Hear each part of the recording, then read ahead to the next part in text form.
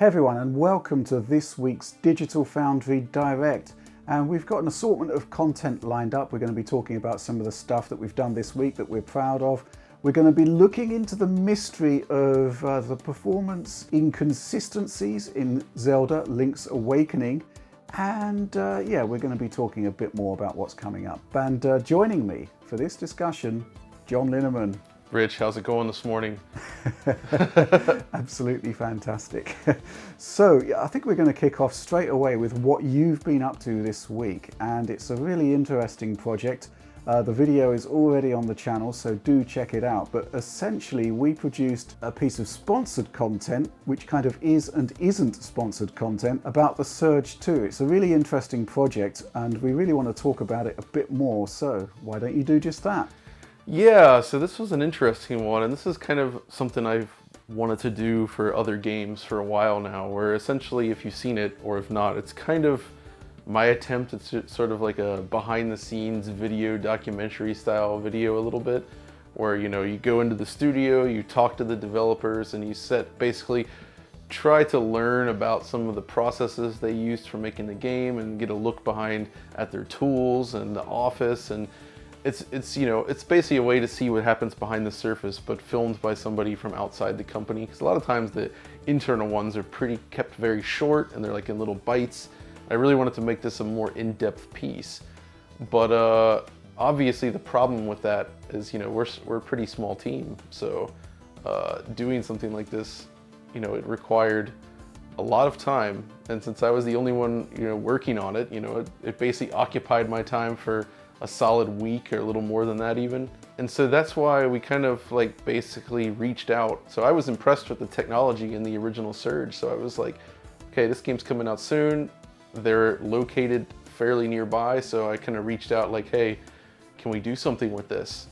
And Focus was nice enough to say, sure, we can do sort of a sponsored thing if you like. So I didn't get to handle too much of that, I suppose. But basically by doing it that way, it helped to make something like this possible for us. Yeah, I think that's the important point really, which is that if we hadn't done sponsorship on that particular video, it simply wouldn't have existed. And I really want to draw attention to the level of production values that have gone into it.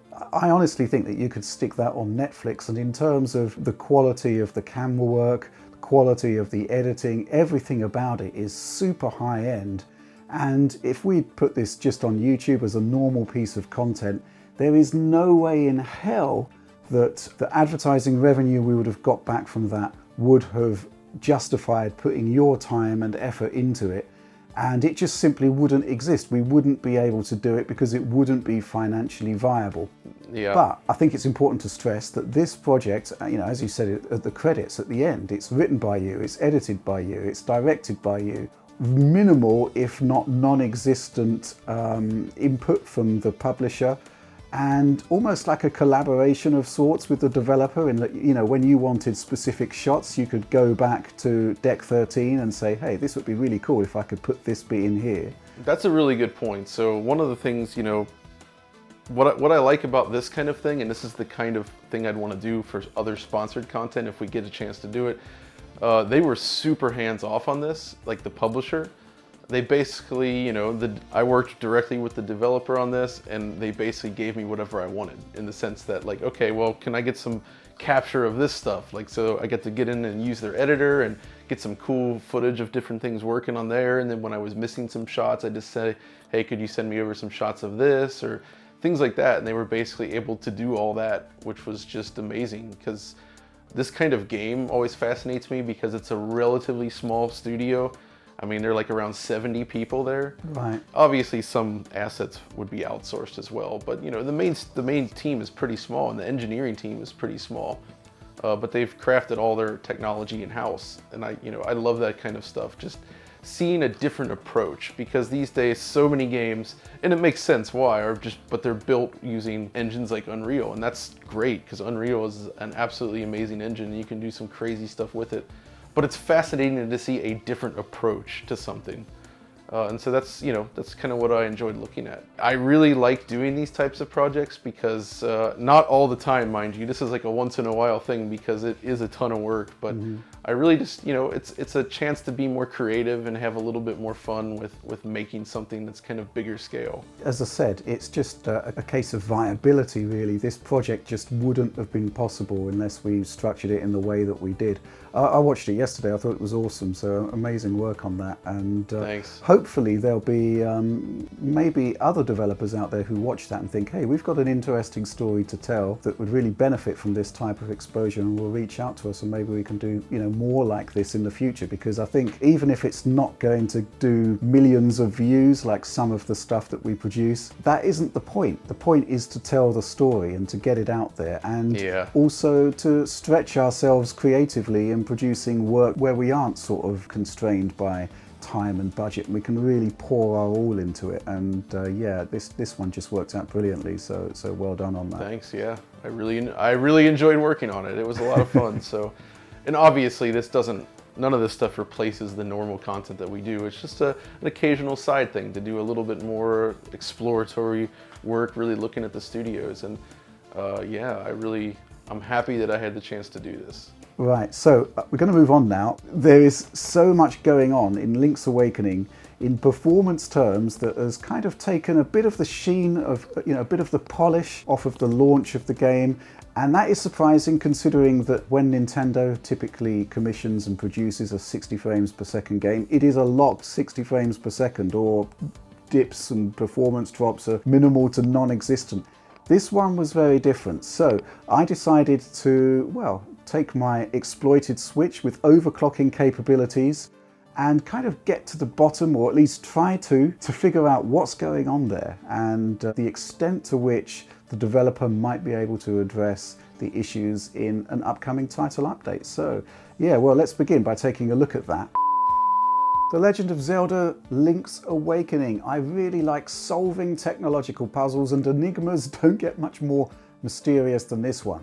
So consider this: if the Switch can do this at 30 frames per second, and this, and well this, and if the Switch can run this at a virtually locked 60 frames per second, then why can't it run a relatively simple game like Zelda Link's Awakening flat out at full frame rate? What are these dips all about? First up, let's make one thing abundantly clear. The game is brilliant, it's beautiful, and it's well worth buying, but it's not perfect. Yes, it could be a little bit better, and as John mentioned in his brilliant analysis, there's the sense that the hitches and stutters could be ironed out maybe with another optimization push. So I set aside a day to do some performance testing, and yes, some Switch overclocking to get some idea of what the issues are and, well, can they be fixed? Let's try to find out. Do I have all the answers here? No. Can I make some informed guesses based on the data? Well, quite possibly. So here's the thing, there's a lot of inconsistency in this game, and it kicks off right at the beginning of the adventure. Consider this scene. Pretty simple, right? Should be a locked 60. But on this first run, collecting the shield from Tarin here causes a sudden drop into the 30s, but on a second run in identical circumstances, this time lingering on the speech dialogue, causes frame rate to flatten out to a minimum of 30 FPS, seemingly tied up into the close-up zoom there. Dipping into handheld mode, this time just a dip when lifting Link's shield aloft. So I just don't get it. How can we figure out what's going on here? Well, I decided to overclock the Switch to the max. 20% added to GPU, 75% to CPU, and well, there are still dips. If I run handheld mode at docked clocks, basically doubling GPU power, no problem. We're pretty much locked to 60 frames per second. But doubling GPU power on a scene like this? This, my friends, is a mystery. GPU bound? Surely not. A performance hiccup at the very beginning of the game, a Nintendo game no less. Very, very strange, and the mysteries continue to stack up with performance hiccups that can be replicated time and time again. So yeah, just popping outside of the house here causes a lurching frame rate drop, which then irons out, even though what's being rendered on screen isn't really changing that much at all. So if the graphics are relatively static, so it's got to be a CPU issue, right? Maybe we're streaming in world data in the background, a pretty typical CPU task. And, let's be clear here, the Switch's CPU, it's not the best. So, case closed, right? Nope. Overclocking CPU from 1020 megahertz, the standard clocks, to the maximum 1785 megahertz causes the exact same result. So maybe I'm being limited by my storage. Maybe running the game from faster internal NAND memory rather than the SD card will help. Well, possibly, but not here. The same result once again. But overclocking the GPU, well, there's still a performance drop, but you'll notice that the dip is essentially over by the time I take control of Link. Yes, even though what the GPU is rendering doesn't change much, if at all, the graphics core is being occupied doing something we're possibly not seeing. And this is kind of weird.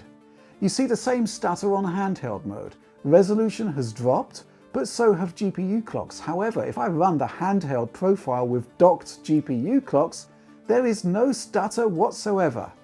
The data proves that we're GPU limited here in Link's Awakening, and you'll find the same issue as you progress around the overworld or in and out of the dungeons. Sometimes it's just a momentary hiccup like this, always in the same area. Just a hiccup then, but a 20% GPU overclock can't fix it. And yeah, this is just, again, kind of weird because the performance does right itself in the fullness of time, even though the scene that was being rendered isn't actually changing at all. And the mysteries stack up. You can get more prolonged stutter, like visiting the witch at the beginning of the game, entering the Coralint Prairie and leaving the mysterious forest, which is certainly producing some very weird results. And again, whether you're running from SD or from internal NAND memory, known as ROM-FS, well, there it is. Mobile mode, perhaps not surprisingly, works just like docked, but again, doubling GPU clocks and effectively running mobile mode with docked power reduces that stutter to a very minor dip.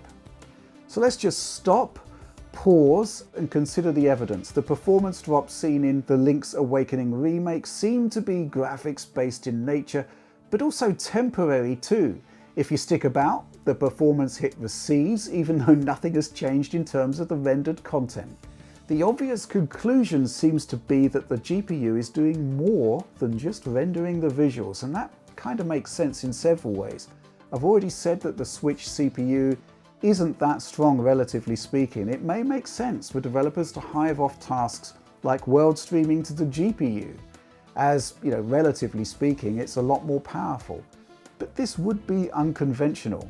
So maybe it's something different. Maybe aspects of the world are dynamically generated as you play, possibly for memory reasons, possibly for storage reasons. And if we look at the storage footprint of Link's Awakening, it's just 5.8 gigabytes. One theory that's been suggested to me is that the game doesn't pre-generate or load in light maps or shadow maps. Maybe they are calculated on the fly. I can't say for sure what's going on. I can only look at the data, and there are thankfully some aspects of Link's Awakening that do not completely defy actual analysis. I refer, of course, to the comically named Gaponga Swamp. When the viewpoint is dominated by the water effect there, frame rate tanks, but when you move up the screen and the proportion of the screen occupied by the water reduces, well, then we're back to 60 frames per second. Again, GPU clocks pushed to 921 MHz docked mitigate the drop a little, but there's no cure-all with overclocking when docked. Switching over to mobile mode, the same thing happens, but again, if I move up to the docked clocks, 768 MHz, well, the problem is pretty much solved.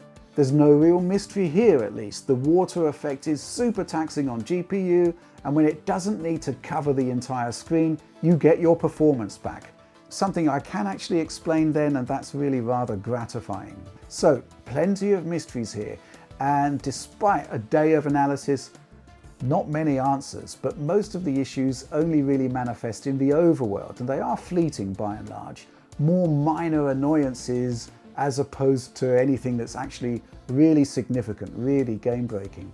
Funnily enough though, I did get a mostly clean 60 frames per second simply by locking to handheld mode and forcing everything on the processor to the max, the CPU, the GPU. totally unnecessary really, as simply blasting handheld mode with docked clocks, 768 megahertz on graphics, solves 99% of the issues there. But still, there we go, it's all about the GPU. And with that, well, let's go back to me and John in the DF Direct. So there we go. I honestly think that it's mostly GPU related here. I do think that there are some optimization issues that could be addressed. I mean, when the camera zooms in on the characters and you suddenly lose half your frame rate, that's kind of weird. And then there's these inconsistencies where sometimes the same scene will run at 60 and then suddenly it will run at 40. It's kind of bizarre. So I'm going to be following this one with much interest. I love that little segue though you did. That it totally feels like an episode of Top Gear back in the day, where you know they're all sitting on the couch, they're talking, and it's like, all right, we're going to take a look at this, and then it cuts over to this other piece. Perfect. Well, so we're going to talk a little bit now. You have bought a Switch Lite, so we both have. We both have multiple Switches now. I have 3. You've got 4. Yeah, I decided to pick one of these things up just mainly because I love gadgets and I kind of collect handhelds and such and consoles in general. And seeing this thing in person, I just like, well, okay, I need to have this. To me, this is basically like the next Vita, if you will, where it's just a beautiful little handheld that feels solid but light enough. Because, you know, I love the Switch. It's the system I would always kind of take with me on the road to play. But it is weirdly kind of, I mean, it's bulky. And with the way the Joy-Con attach, it does always feel just a little bit fragile, or I don't know, there's something about it that always felt like, okay, this feels like slapping controllers on a tablet, which kind of was. Which it is. That's and exactly it is. what they're doing. But it was one of those things where you put up with it because it was a concession to do the product in the first place, right? So, but yeah, having one that's actually, you know, in this form factor, just having it connected together and with the weight of it all, it feels really nice in the hand. It's much more comfortable to use. And actually the smaller screen helps it get a sharper image as a result, because it's the same resolution but shrunk down.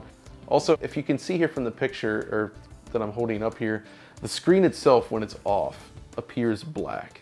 This is a very minor thing. It sounds super nitpicky, but something that always annoyed me about the original Switch is that the screen material itself always appeared very gray and washed out. And so when you're playing in a lit room, no matter what the black level capabilities of the LCD actually were, and they're not amazing, but that actually further washed out the image, if you will. And so just by the nature of having an actual screen that appears properly dark, it just gives it a better, sharper picture quality. And of course my main Switch has a dead pixel, so that was always annoying. Yeah, I agree with you. There's definitely a Vita vibe about it, but there is a primary difference here, which is that as good as the Vita was, and there were some fantastic games on it, there was never the sense that Sony put 100% of its development effort behind it. And to be honest, it couldn't, because, you know, it had to cater to PS3 and then PS4. With the Switch, of course, everything that Nintendo produces will be on that system, will be on that handheld. So, you know, I honestly think that this is just an awesome piece of technology here that's getting the very best in terms of software input from Nintendo itself. So in that case, you know, in that sense, it's just an awesome mobile experience. I'm just really blown away by it. Yeah, actually that's a really good point about it. And that's the reason I was happy that Nintendo made the Switch in the first place, is they're putting all of their eggs in this basket. Yeah. And that's exactly what both the PSP and the Vita never really had. And honestly, Nintendo's own handhelds never truly had this kind of, where their A teams are all working on the same platform. And so everything's unified across this. And that's what is really interesting about it. So yeah, being able to have essentially the console level games on a small handheld, that's the dream that the PSP floated back in the day. And it did deliver pretty much, but now we're like all the way there. Let's sort of wrap this up with a talk about what we're doing next week. So what are your plans there? Oh boy, let's see. We haven't really discussed this yet, have we? No, we haven't. I mean, I think I'm gonna take a look at the Shenmue 3 trial that's out, because I think that's, I'm very excited to, I haven't actually had a chance to sit down and play it yet, but I have it installed. Very eager to see what's in there. I've heard it's pretty short, but still like a good first look at the game that we've done. You know, I have to do that. Awesome.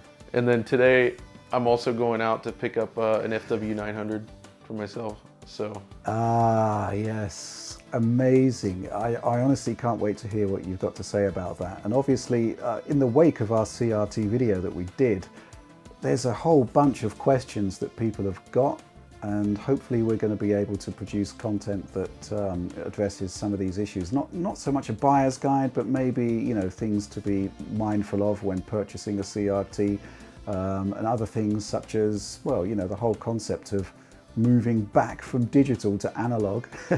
Yeah, there's been a lot of people asking questions about which adapters to use the more modern GPUs with the monitor and things like that. And I think we need to come up with some sort of like video to sort of help people along on this, because it is kind of a weird thing, and if you haven't really followed it, if you're not really into these CRT monitors anymore and it's been a while, or if you've never dealt with them, there's a lot of pitfalls that you can fall into, especially in the sense that, I mean, your video was talking about the FW900, which is one of the most high-end CRTs ever made. And there's plenty of other CRTs that are also excellent, but, you know, just like today, there are plenty of CRTs that were not that great. Or if they're super worn out, they might be kind of dim or blurry, you know. There's things you need to be aware of when shopping for one of these things. Not just any CRT will do. Yeah, that's true. And I've still got a lot of work to do on my CRT to get it into the shape that I want it to be in. Part of the fun, though. That is part of the fun, you know. I'm not sure it would be for a lot of users out there, and that's kind of what we've got to stress, is that it is kind of like a project as such. You can't just buy it, plug it in, play it. Well, you can, but chances are you'd probably have to pay a really high price premium to get an absolute top-end example of a screen that debuted in 2003 or earlier. So yeah, as you say, a lot of pitfalls there. And, you know, another thing to keep in mind when looking at these, that, you know, when we were talking about it, we're talking about its use for games, right? Yeah. But when it comes to just desktop usage, that's the one area where I still think an LCD is the way to go. Yeah. Like, just in terms of like clarity and the resolutions on there. Like, if you're for desktop usage, for work and anything like that, having an LCD is critical. So I would never say replace your monitor with a CRT, but for games, I really do think that they look significantly better. Yeah. Overall, they each have their own trade-offs, but I feel like what you get with the CRT is the more appealing overall image by far. In terms of smaller projects, I've had a number of requests to look at the Epic Game Store version of Batman Arkham Knight on PC, because it doesn't have the, was it de novo DRM? Yeah, it did. And people want it compared to the Steam version. Yes, I will do that, but don't expect game-changing results. That's all I'll say. I did have a quick spin of it on my particular PC, and yeah, you know, consistency isn't this game's strong suit.